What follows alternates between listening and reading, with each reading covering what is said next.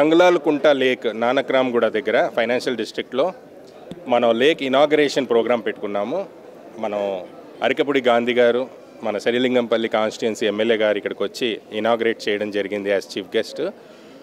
ఈ లేక్ మనం 2.5 years back GHMC వారి దగ్గర నుంచి సిఎస్ఆర్ ఇనిషియేటివ్ కింద మనం అడాప్ట్ చేసుకోవడం జరిగింది కంప్లీట్ రిస్టోరేషన్కి. కాకపోతే ఈ లేక్ చాలా డిఫికల్ట్ లేక్ మనం అడాప్ట్ చేసుకుంది. ఇది అప్పుడు మేము తీసుకున్నప్పుడు ఒక డ్రాప్ ఆఫ్ వాటర్ కూడా ఈ లేక్లో లేదు. చాలా కన్స్ట్రక్షన్ డెబ్రీ ఉండింది, చాలా సివేజ్ నిండిపోయి ఉంది. తర్వాత లేక్కి డెప్త్ లేదు బేసిక్గా, అందుకే వాటర్ లెవెల్ కూడా లేదు. లేక్కి బండ్ కూడా లేదు, లేక్కి ఫెన్సింగ్ కూడా లేదనమాట. It was like that, just bridge కింద ఒక చిన్న ల్యాండ్ ఏరియా లాగా ఉండేది. దాన్ని మా వర్చుజా ఫౌండేషన్ వాళ్ళు టేకప్ చేసి ఒక 2.5 సంవత్సరంలో చాలా ఛాలెంజెస్ ఉన్నప్పటికీ అందరు అథారిటీస్తో కోఆర్డినేట్ చేసుకుంటూ చక్కగా ప్రతి ఒక్క ఇంటర్వెన్షన్ చేస్తూ దాన్ని డెవలప్ చేసుకుంటూ ఒక షేప్కి తీసుకొచ్చి ఇవాళ ఒక మంచి 24 million లీటర్స్ ఆఫ్ వాటర్ అందులో స్టోర్ అయ్యేటట్టు మనం క్రియేట్ చేసాం లేక్ బండ్.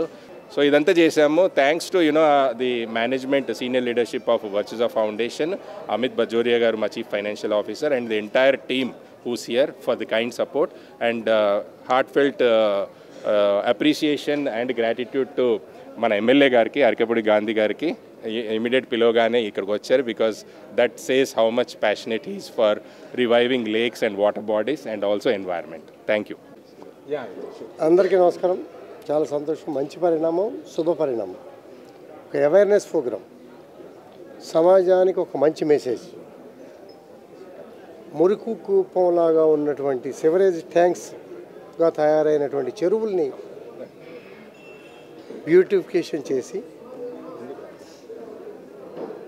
ఒక మంచి వాతావరణం తీసుకొచ్చి ఒక walking track, greenery, rain, fresh water వచ్చే విధంగా కార్యక్రమం చేయటం, వసుధ ఫౌండేషన్ సిఎస్ఆర్ ఫండ్ ద్వారా చేయటం చాలా సంతోషం. వారికి అభినందనలు, శుభాకాంక్షలు. అందరినీ కోఆర్డినేషన్ చేసి కృష్ణ గారు ఇది ఒకటే కాదు చాలా కూడా చేశారు, నేను చెప్పా. మరి ఎందుకంటే ఇవాళ 62 చెరువులు శ్రీలింగంపల్లి కాన్స్టిట్యున్సీలో మీ అందరికీ కూడా తెలుసు. చెరువులు చేస్తూ ఉన్నాం, ఎంత చేసినా కూడా తరగట్లే.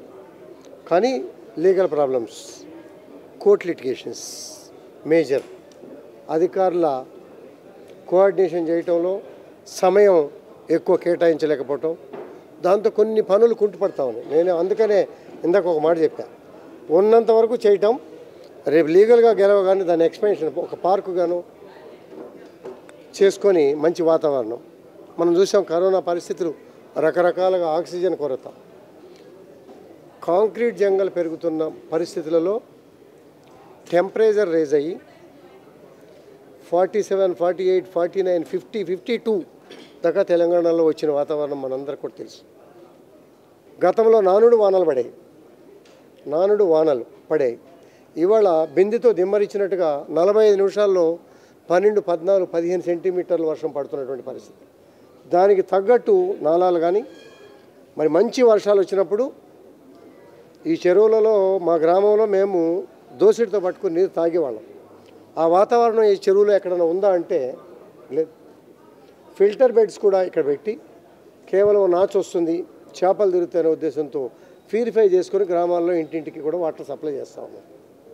అటువంటి వాతావరణం నుంచి అది చూస్తే దాని చుట్టూ తిరిగితే లంగ్స్ పాడైపోతాయి, హాస్పిటల్ పాలవుతా, ఆస్తులు అమ్ముకున్న బతికే పరిస్థితులు లేని పరిస్థితులు దాపరించినటువంటి సమయంలో మన మిత్రులు శ్రేయోభిలాషులు వచ్చి ఇక్కడికి వచ్చి దత్తత తీసుకొని చెరువు చేయటం అంటే ప్రత్యేకంగా పేరున అందరినీ కూడా అభినందించాల్సిన అవసరం ఉంది.